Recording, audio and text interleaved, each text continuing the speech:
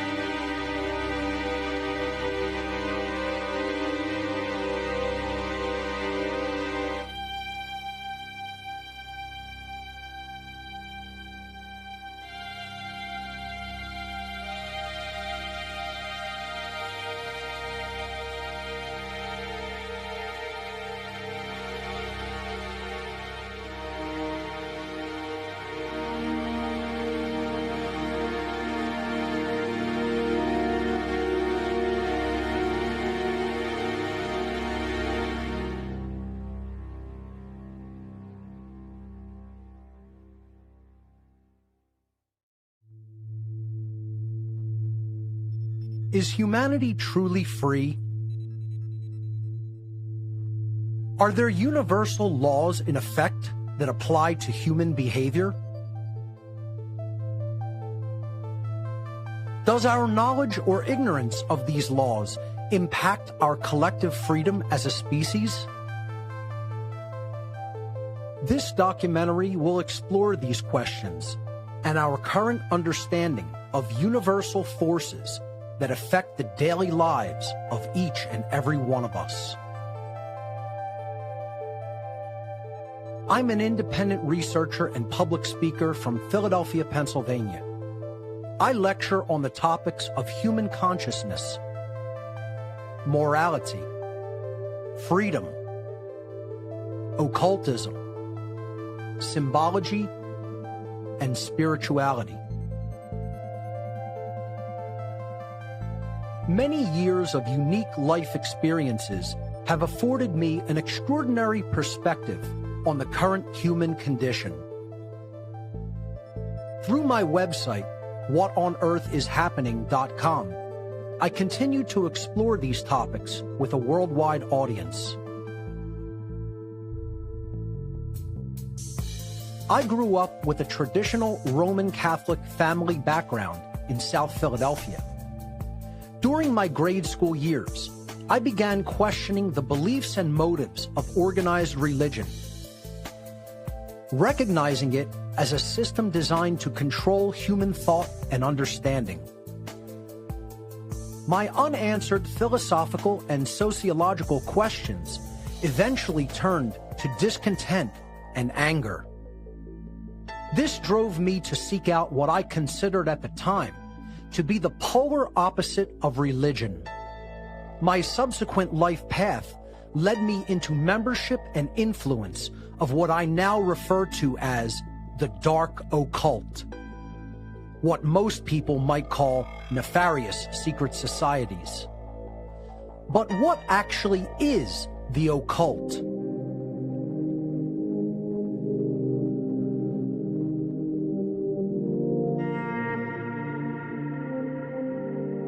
The occult.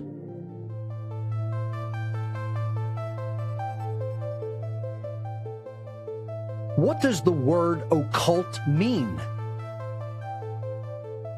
Occult? It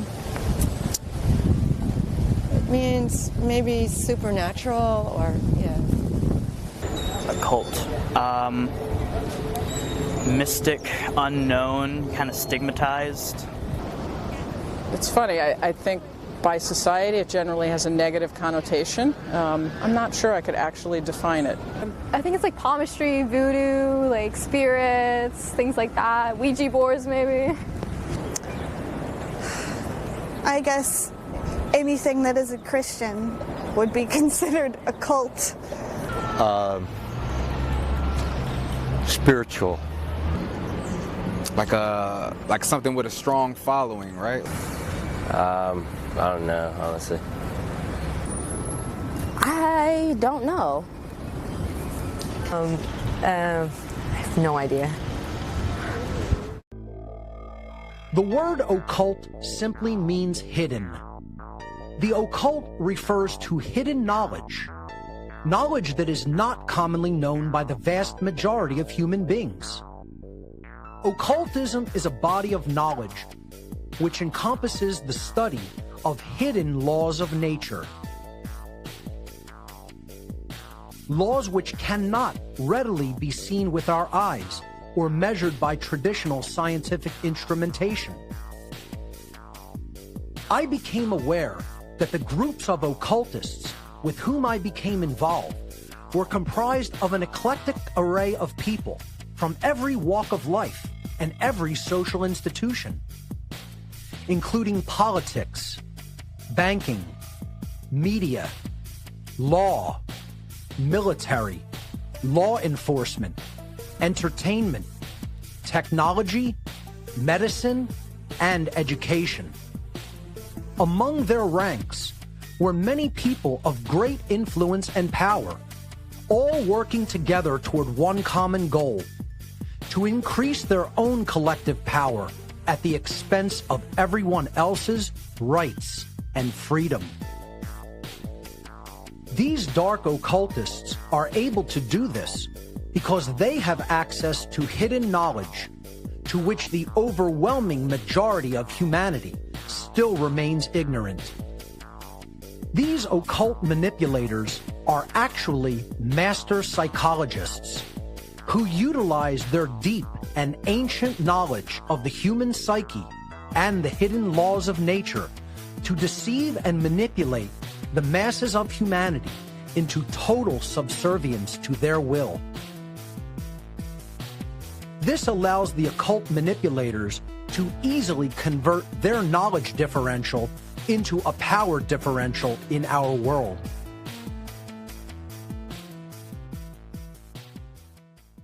After a profound crisis in conscience, I eventually made the free will decision to cease my involvement in the world of dark occultism. I now teach people the very information which these dark occult orders have been keeping to themselves in order to stay in power behind the scenes. The ultimate hidden knowledge which they have been holding back from humanity's awareness is called natural law, and it is the secret of all so-called secret societies throughout human history.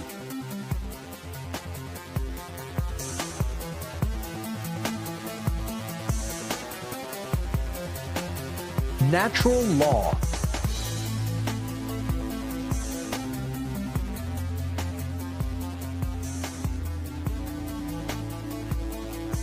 What is natural law?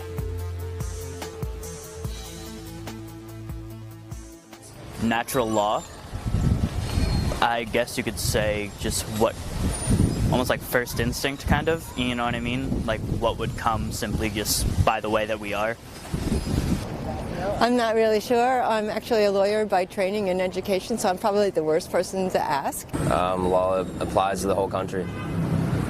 I think it means like how law is interpreted by people on like a day-to-day basis.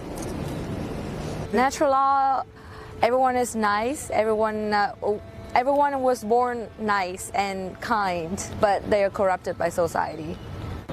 The term natural law, I mean, if you break it down in, I guess in regular terms, it would mean, damn, actually, now that I'm thinking about it, I don't know what natural law means. To understand what natural law is, we must first know what it most certainly is not.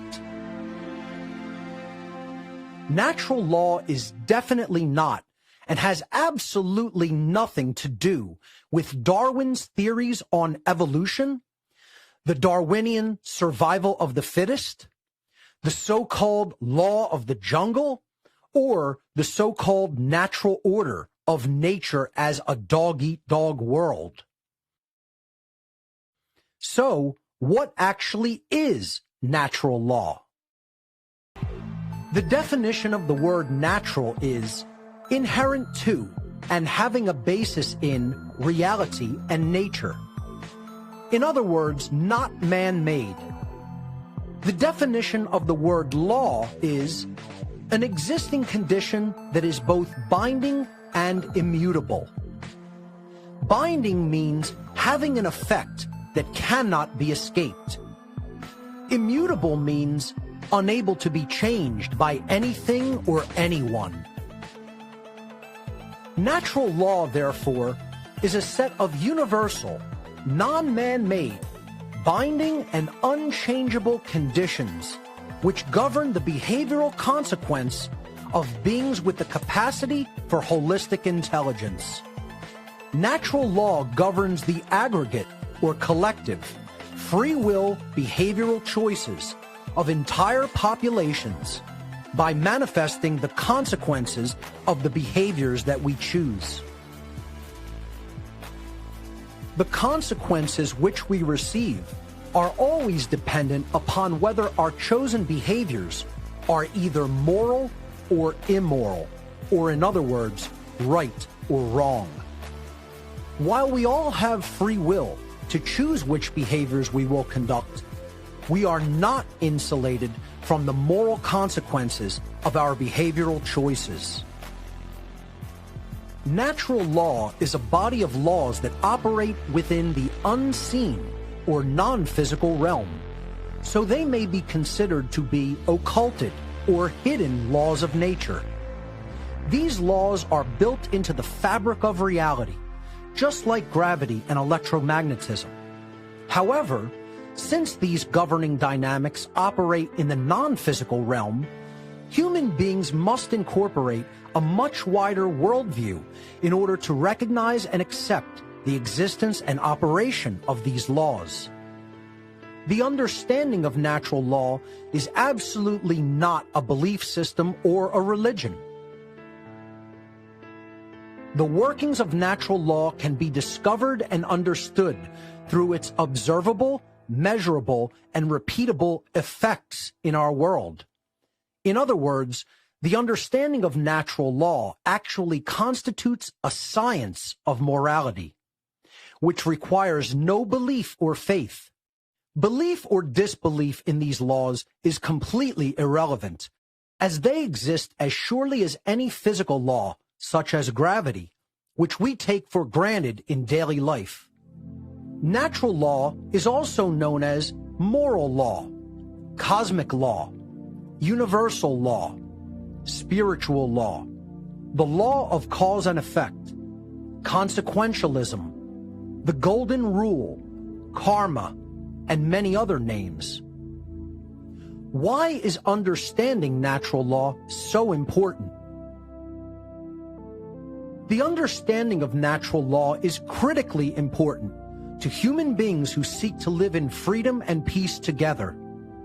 Since natural law delivers the consequences of an entire society's behavioral choices based on whether their behavior is moral or not, it is of fundamental importance for human beings to know with certainty what the difference between right behavior and wrong behavior actually is.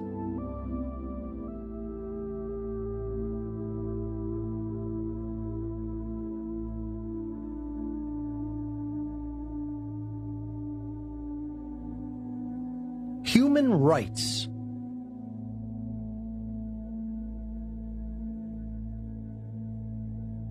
Do human beings have inherent rights? Yes. Yes. Yes. Yes. Of course. Yeah, they do. Yes. Yes. Oh, absolutely. Absolutely. Yeah, I think every human has a right. Human beings always have rights, no matter where you're from, no matter your religion, your sex, no matter whatever. They should always have rights. What is the definition of a human right?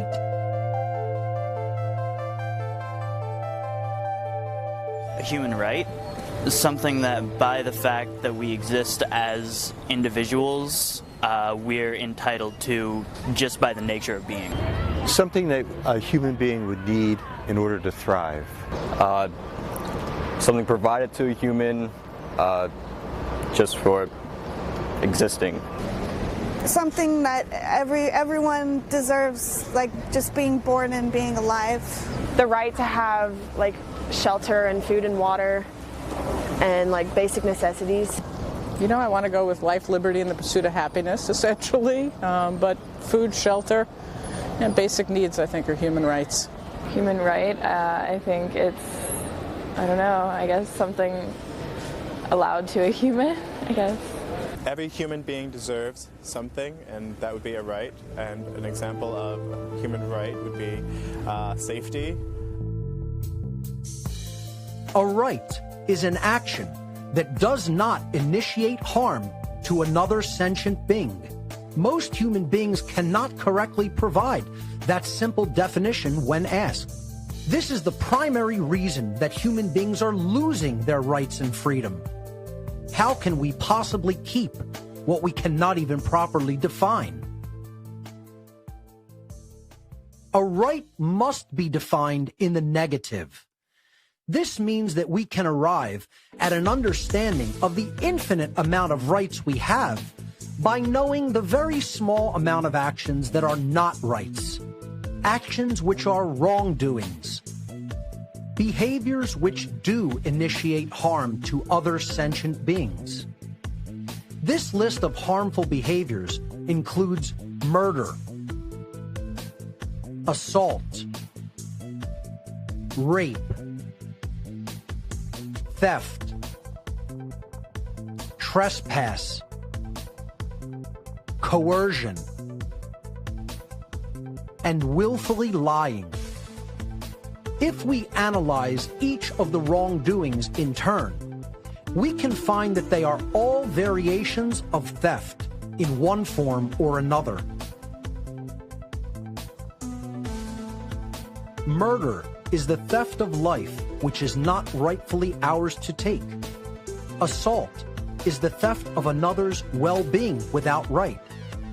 Rape is the theft of free will sexual association. Theft is the stealing of property. Trespass is the theft of the security of one's living domain. Coercion is the theft of free will choice via violence or duress. And willfully lying is the theft of necessary information, which negatively impacts someone else's ability to engage in informed decision-making. These immoral behaviors constitute the very definition of violence. Violence is the initiation of harmful behavior against other sentient beings. The list of harmful behaviors just explained are transgressions against natural law because they are violations of the inherent rights of others. To violate the inherent rights of other beings through theft is actually what is meant to conduct violence. Since all wrongdoings are forms of theft, the natural law of moral conduct can ultimately be summed up in two words: don't steal.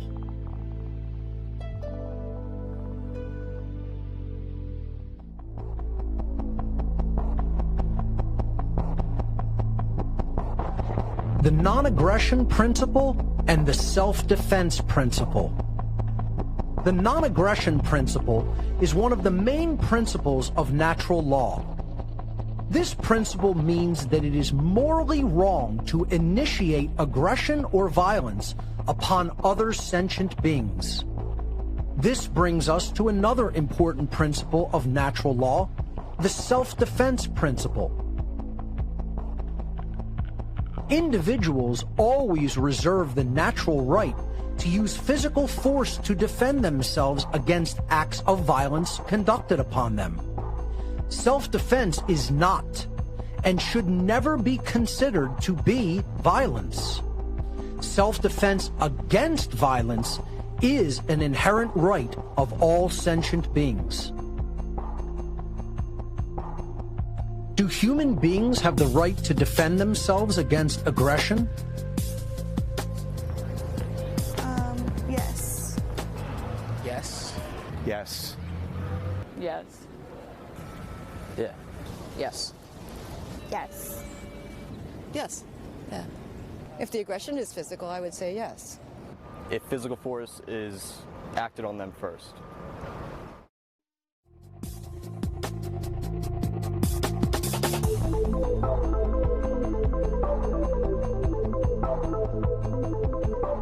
Equality under natural law.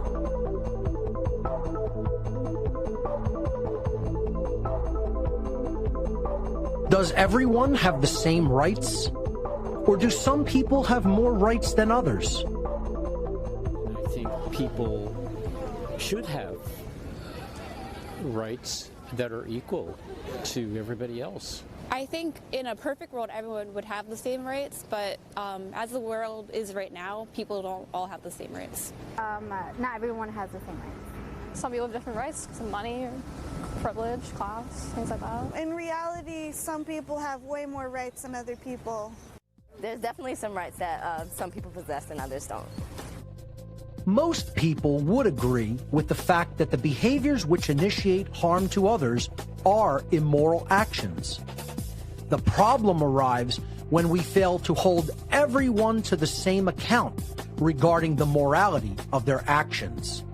We must understand that everyone has the same rights as everyone else, and there are no exceptions to this law.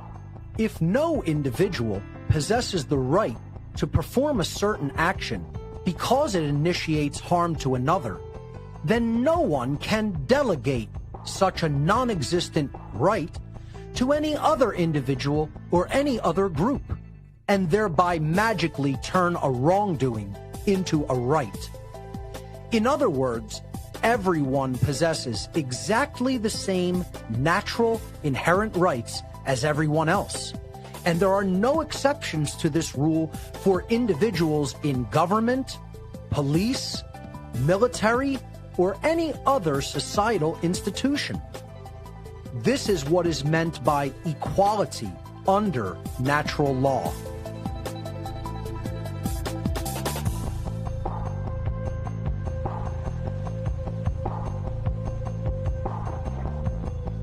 Legality does not equate to morality.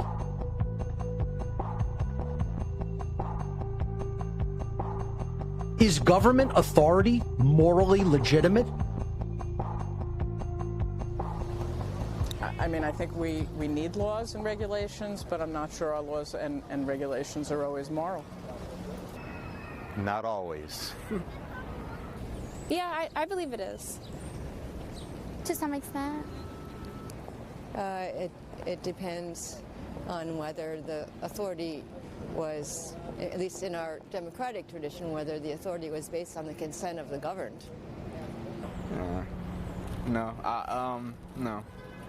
No, I feel like we'd be fine without it. If the laws of man happen to align with the natural laws of morality, then they are, by definition, redundant and therefore unnecessary. If man's law is in opposition with natural law, and therefore false and immoral, it can never be legitimately morally binding upon anyone. Because something is either legal or illegal does not make it moral or immoral. Recognizing this, we can then arrive at the correct understanding that all so-called human authority is morally illegitimate because it is not voluntary, and it is based upon coercion and violence, which is itself immoral behavior.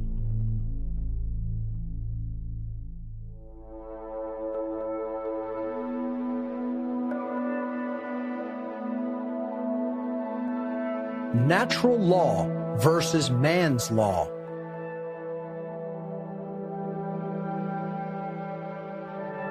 Does government authority exist in nature?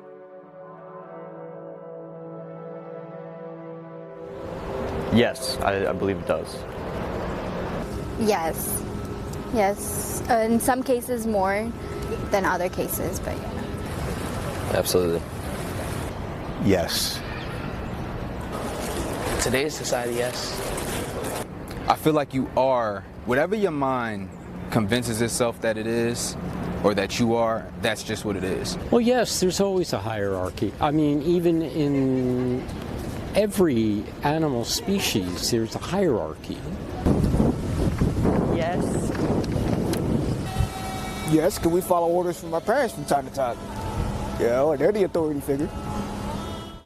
Yes, because of the punishments that can happen if you go against authority. Yeah, it does. They do, but it's up to you whether you want to care about it or not. It does exist in nature. I mean, if you look at animals and birds, there's a hierarchy and there's some form of government, and I'm okay with that.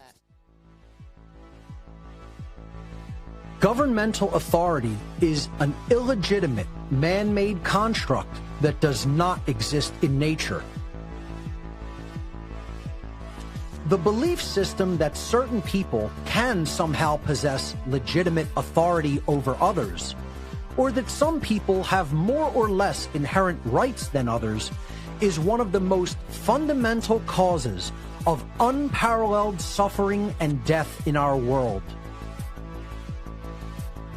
Authority is, and always has been, an untrue, illusory, illegitimate, and immoral claim, which is, unfortunately, accepted and believed in by most human beings with absolute religious fervor.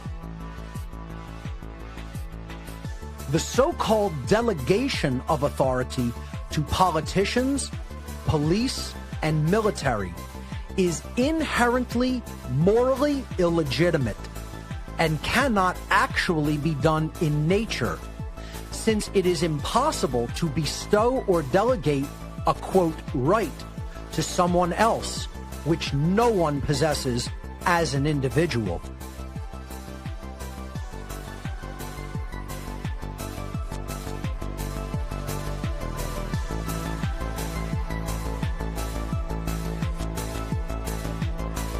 The human condition is slavery. Is taxation by government morally legitimate? Yes, it's morally legitimate because there are people who are not, yes, I'm just going to say yes. Yes, because we need to fund things. To some extent, but I think it has to be fair taxation. I think it would depend on what the taxes are going to. I don't think it's morally legitimate. Again, I do think it is needed to fund resources and things like that, but I don't think it's a moral issue. I think so because if we didn't have taxes, we wouldn't be taking care of the greater good, roads, education, etc. Well, the way we've set up our culture, that's the only thing that makes it work. Paying taxes? No. Like, I mean, where does it go? Where does it go? It's like, I mean, we all experience this. You work, you get a check, and then you see a chunk of it missing, and no one's telling you why it's missing. Hell no. Yeah, no. Money and taxes, I think there's a lot of bullshit involved because a lot of money is thrown around, like huge amounts of it, at things like politics and war, and a lot of taxes go into things that aren't really helping most people. They're helping a few people do not so good things. Taxation is theft enforced by the threat of coercion and violence.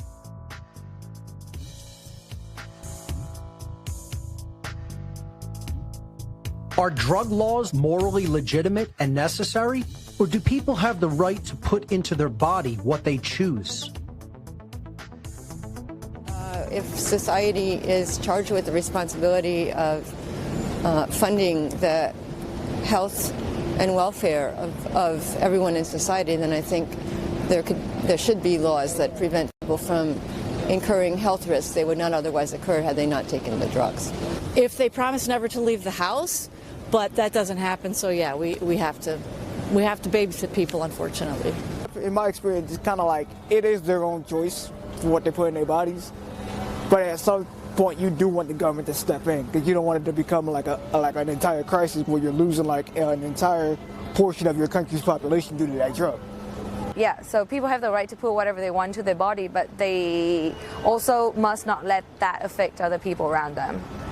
Well, I do not agree with all of the laws, and I think that to a limit that everyone has a choice on that, but I don't think that it should be readily available if it's toxic. Depends on the drug and how bad it is for you. I believe they should have the right. I think people have the right to, I mean, it is our body, we're born into it. I think they help. They help, but some of them, I would say, are a little over the top, some of them are a little under. People own their body and have a right to choose what they put into it. Are driver's licenses morally legitimate and necessary, or is travel an inherent right? Driver license is definitely necessary, otherwise there would be way too many accidents. I think unlicensed travel is a right. I think you do need a license because that proves that you're able to drive safely. I think driver's licenses are morally necessary and legitimate. I would want someone who's going to be driving a car to know how to drive a car. So yes, I would say that driver's licenses are pretty necessary. You need a license. Have you seen people driving in Philly? Have you seen people driving? They're texting, they're not paying attention. We got to babysit people, unfortunately. Driving licenses are necessary because I feel like you shouldn't be able to drive after a certain age. I think there could be even more rules with driver's licenses, actually. I think they're too lax. That's another interesting question. I know a few people without licenses who drive, but I don't think it's 100% ethical, or I think there are some drawbacks to that, mainly the application process. Licensed drivers is morally legitimate. Driver's licenses are a coercive restriction on the natural human right to travel. If a government law prohibits an action that doesn't cause harm to anyone else, are people morally obligated to obey that law? Yes. It brings peace to the society. I think they should still obey it because it's a law. It depends on what the purpose of the law was. It might have a purpose other than harm. It might be for a greater good, or it might be, so that's a definite maybe. No, I don't believe so. No, I don't think so. That would be the law, but I don't think that everyone, I think there are occasions or exceptions to that idea, so no. I think legally they're obligated, but on a personal level, I don't think they are. No, I don't feel like it. You should, because it's like they make it so that you have to, or else you'll be punished for it. But I don't feel like you should have to. I feel like if it's not hurting anyone, why is it a big issue? Why are we focused on it? Man-made laws that are in moral opposition to natural law are morally illegitimate and therefore not morally binding. The only legitimate human interactions are those which are voluntary, meaning they are mutually agreed upon by all of the involved participants. Man-made laws including those which decree and enact behaviors such as prohibition, taxation, and licensure, are not voluntary in any way. They are commands of compliance, which are always backed by the threat of violence or actual violent behavior. Man-made laws are arbitrary decrees of a ruling class, calling themselves government, who are believed to possess a magical right to rule. Their subjects, the people living under their so-called jurisdiction, are believed to have a moral obligation to obey this ruling class's arbitrary commands called laws. Understanding that such a system is entirely based in behavior that is coercive, violent, and immoral, and conducted to bring human behavior into compliance with the will of a dominating ruling class, we can arrive at the unwavering truth that the term government is simply a euphemism for slavery. And that is what the human condition truly is: slavery. Slavery exists when certain individuals make a claim upon the body or the fruits of the labor of others, making them subject to them through violent and coercive means. Slavery can exist in an overt form, in which those being enslaved are physically imprisoned and subject to the confiscation of all their labor. Or slavery can exist in covert form, where mental manipulation is used to legitimize or justify the duress, coercion, and violence that is used to perpetuate the immoral conditions in which people are unjustly kept. Platforms to push their own personal bias and agenda to control exactly what people think, and this is extremely dangerous to our democracy. There is a reason the condition of human slavery continues on and on. This immoral human condition is maintained by the occult ruling class by manipulating people into a state of ignorance and confusion regarding the actual difference between right and wrong.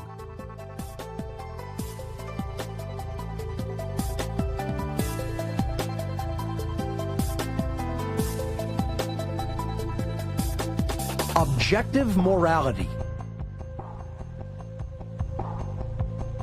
Is morality objective or subjective? I think morality, to some extent, is human interpretation, but there is a clear right and wrong on other topics. I think it depends on, definitely depends on who you are, because a different person could see it a completely different way. You get what I'm saying? I think it depends on the situation. I believe morality is based on opinion. I mean, I don't really believe that you're necessarily born with a good or bad morale. It's basically based on your life circumstances. I think it's definitely subjective. I think it depends on opinion and the situation. I think it's dependent on human opinion. No, I don't believe that there's such thing as objective morality. I mean, I'm inclined to say that it exists, objective morality, but I don't think that we have the capacity to understand something that all-encompassing. I think morality is objective. Objective. I mean, mostly on human perception, but I'd say there's like a societal viewpoint, It's a tough question. The way I feel about it is if you're not hurting anyone and if it makes you happy, why not? Sadly, I think it's subjective, and that it's open for agreement or discussion, kind of. I think it's written in. I think it should be pretty clear. I think it's written in stone, and it's to some point with some opinion, I guess. I don't think it's written in stone. I think it is subjective, actually. I think it's subjective. Yeah, okay. I personally think it's more objective than relative. The difference between right behavior and wrong behavior is objective, meaning it is not based upon the perceptions or opinions of human beings, but rather such a difference in behavior exists in nature, purely independently of subjective human perception or opinion. Morality does not change based upon feelings, religion, belief, location, time, or the preferences and whims of man's law. These things have no bearing upon true morality. What is moral in one place and time is moral at all places and times. And what is immoral in one place or time is immoral everywhere and at any time.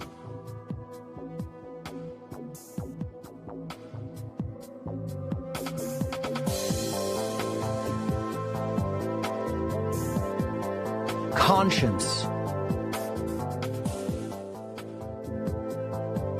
The knowledge of this objective difference between right and wrong behavior is called conscience. Conscience is the knowledge of whether any particular behavior in question does or does not initiate harm to another, and therefore whether it is right or wrong. The problem is that most people do not possess this knowledge, or they are extremely confused regarding it. To behave with right action is moral, and to behave with wrong action is immoral. Yet this fundamental understanding is often grossly misunderstood. People do not get to decide what morality is. Morality is based upon whether an action initiates harm or not. This dynamic exists inherently in the natural world. Where do human rights come from? Religion, government, society. I guess it depends on the country that's allowing human rights, I'm not sure. Some from the laws, some from, yeah, I think from the law. They apparently are decided by many people. Well, since you're not bored with it, I think it's like a collective. I think they come from your fellow woman or man. More woman, quite frankly. Constitution. Realistically, human rights come from law, but I think they should come from the basic moral agreements that I described earlier. Human rights. I think human rights are inherent. The moment we're born, we are entitled to certain rights, but then those rights are also, like I said, qualified by society. Well, human rights come from what you believe that all humans should have in general.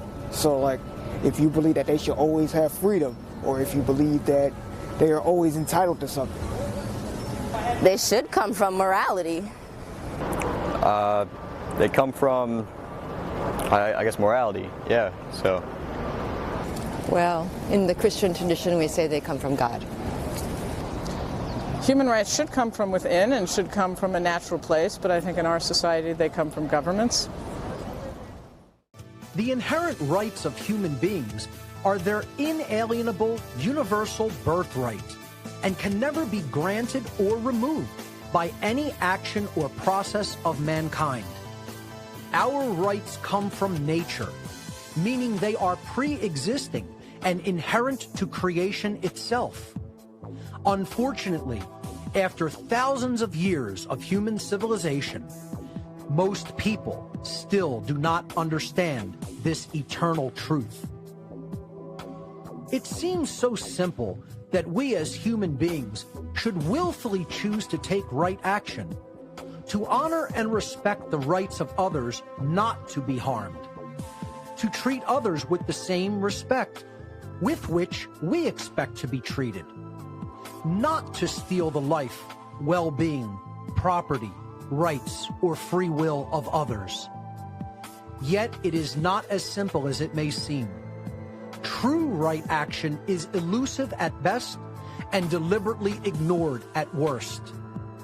And this brings us to the crux of the matter, which is what I refer to as the law of freedom.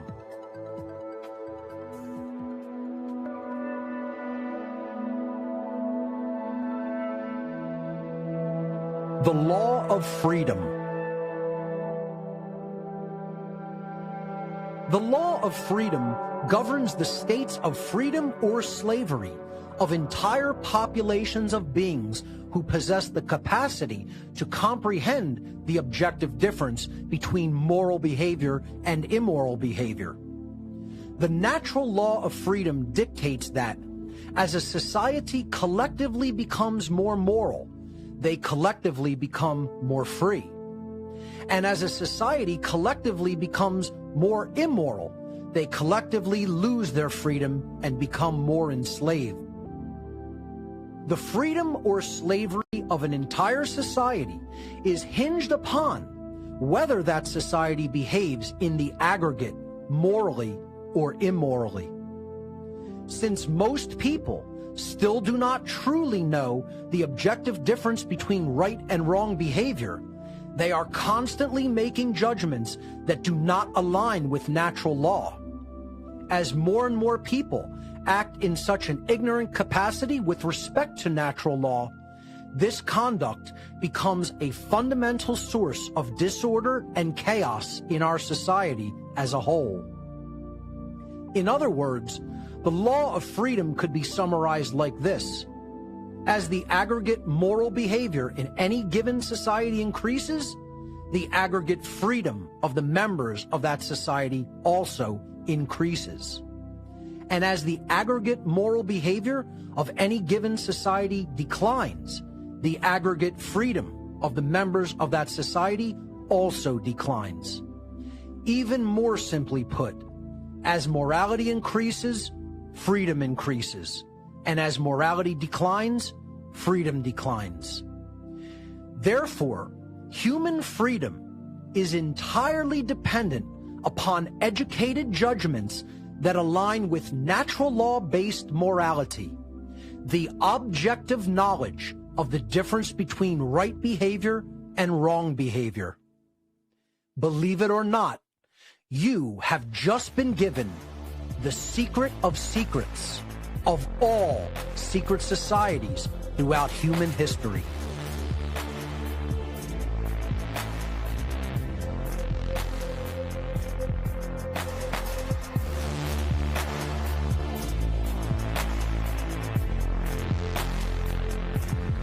Moral relativism.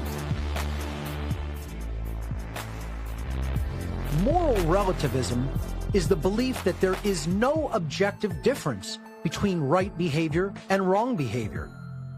Moral relativists believe that morality is relative or subjective, meaning that right and wrong can change with respect to time and location, depending upon human perception and opinion, likes and dislikes, whims and preferences.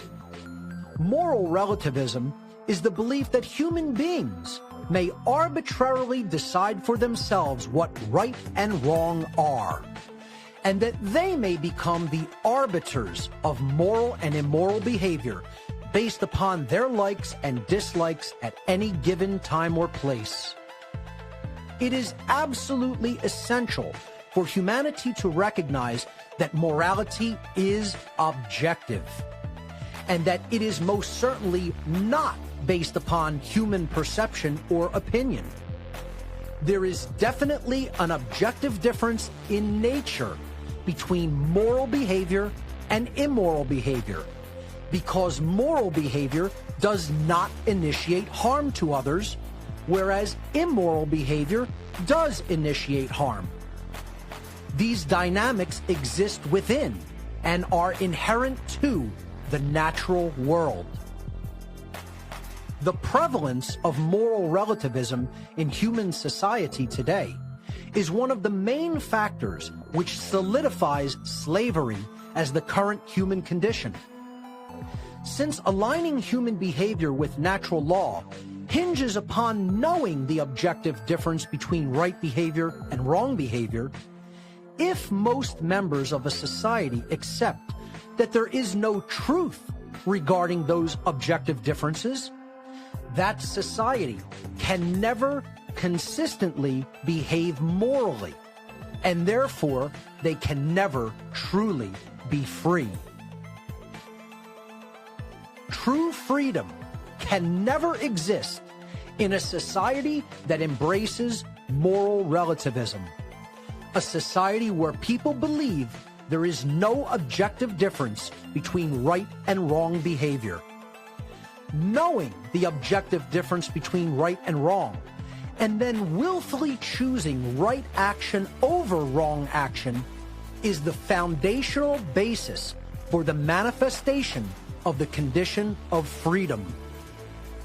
If human beings remove that foundation by declaring that there is no objective morality, they will never be able to manifest a condition of genuine freedom in their lives. Understanding true objective morality will help humanity to recognize the fundamentally flawed belief in the legitimacy of human authority and government. By doing so, human interaction can become voluntary and free from the immorality of violence and coercion. If we want a world based in real freedom, we must understand that truth is independent of our perception and that objective morality exists and we can come to know it. If people learn the true difference between right and wrong behavior, humanity can become and remain free. If human beings continue to refuse this knowledge and continue to accept erroneous beliefs such as authority and moral relativism, humanity is going to remain enslaved.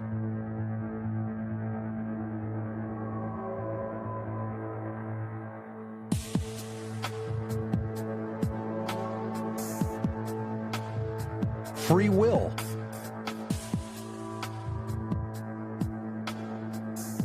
Do human beings have free will? We think we do, but I don't believe so. Human beings, for the most part, have free will. To some extent. We're not always free to do everything, which I think it should be.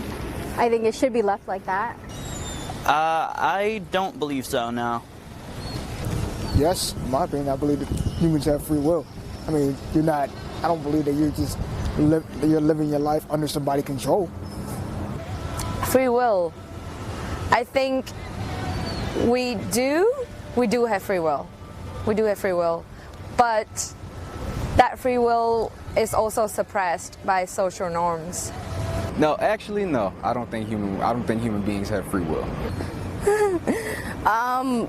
Yes. Well, we think we do, but in truth, I don't think we do. Yes. Yes. Yes. Yes and no. Yes, or they should. In some cases. Yes. All human beings have the free will to choose between moral behavior and immoral behavior. We have a choice as a people. We can use our free will to change our behavior and bring it into alignment with natural law by choosing morally right action. Or we can choose to behave immorally by condoning and perpetuating a system based in violence, coercion, and moral relativism. Will we continue down the path of slavery watching our inherent rights stripped from us little by little? Or will we embrace the moral principles of natural law and create a society where each individual's life, rights, and freedom are respected and protected because we recognize our inherent sovereignty and the sovereignty of all other sentient beings? The law of freedom will manifest our reality in either direction based upon our collective moral choices.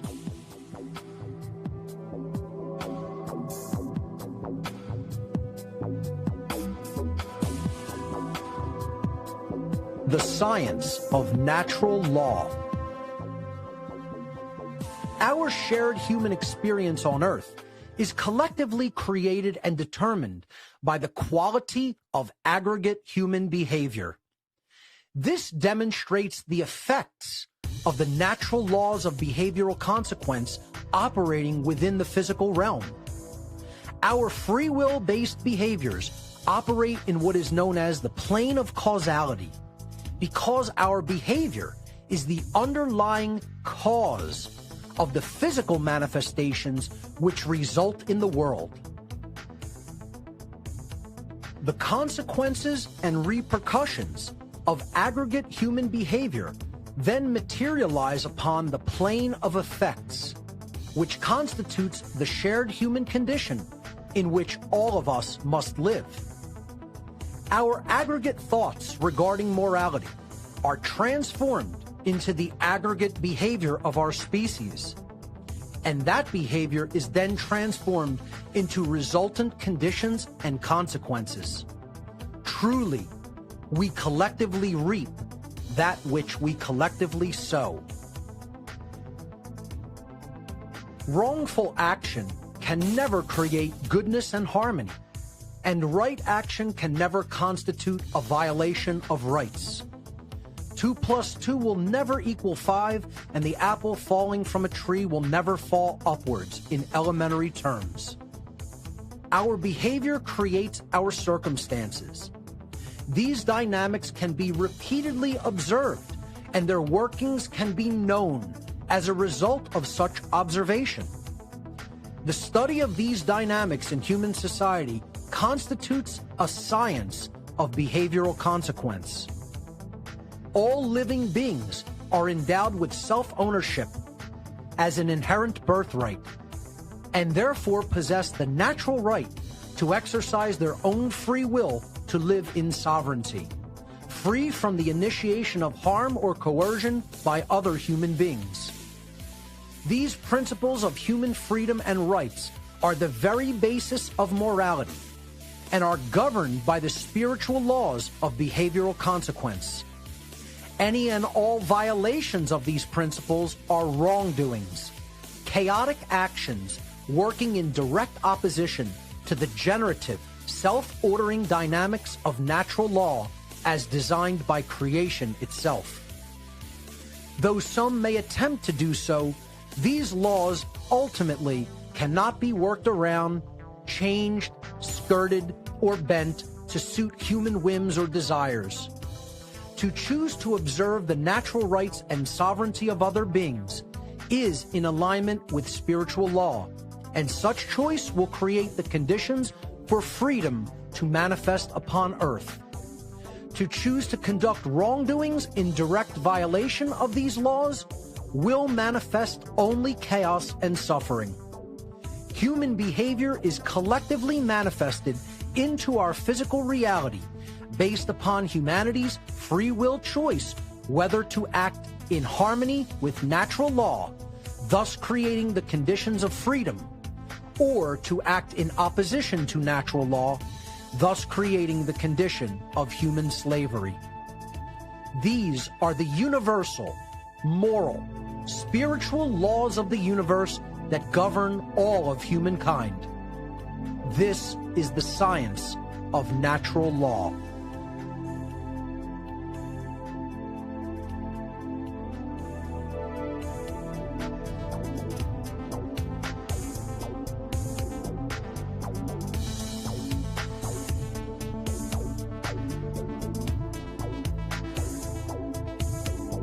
the one great work. My unwavering dedication to delivering the message of natural law in every conceivable form for the past 13 years has gone virtually unnoticed by humanity as a whole, and society continues its rapid descent into immorality, chaos, and slavery. Far too few understand or take heed of my warnings, and even fewer speak out to teach others. I am seeking peers and allies in the war for our very freedom that is before us. Our one great work is to end the human condition of slavery. This arduous task begins with the self and extends to our friends and family, our communities, and our world. Speaking out is an extreme act of defiance because those who are currently in power seek to keep their power by exploiting the ignorance of mankind. There is so much human ignorance in the world today regarding the issue of morality that the situation can seem hopeless. Becoming aware of the level of ignorance that exists, we must also come to see that the only solution to the human condition of slavery is to spread the understanding of natural law and make it common sense knowledge for everyone. The dark occultists who are currently controlling humanity seek to continue to hide this understanding and to prevent it from becoming everyday common sense knowledge on a worldwide scale. Ultimately, this documentary is a call to action for all those who have gained an understanding of natural law and its principles. A lot more teachers are needed to carry this message of freedom to the masses of humanity. There are not yet enough voices doing this. You yourself need to get involved in the effort of spreading the knowledge of natural law. The solution lies in not just knowing it, but in what you do to spread this knowledge once you have come to understand it. Start a podcast, publish a blog, make a video, publish a newsletter, make music and art, contribute resources. Do anything and everything you can to make natural law common sense knowledge to people all over the world. Only with a united effort will we have a fighting chance. We need more boots on the ground in this spiritual war for human freedom. Once you have expanded your worldview to encompass an understanding of the science of natural law, it becomes your personal responsibility to help others to learn these inherent governing dynamics of creation. Our very freedom itself depends on it. This has been an introduction to the philosophy and science of natural law. For further study, please watch my full video seminar entitled Natural Law, the Real Law of Attraction and How to Apply It in Your Life. For more information on my work, please visit my website, whatonearthishappening.com. I recommend studying my podcasts in order, starting from number 1 at your own pace, and watching my video presentations and seminars. Thank you so much for your time and attention.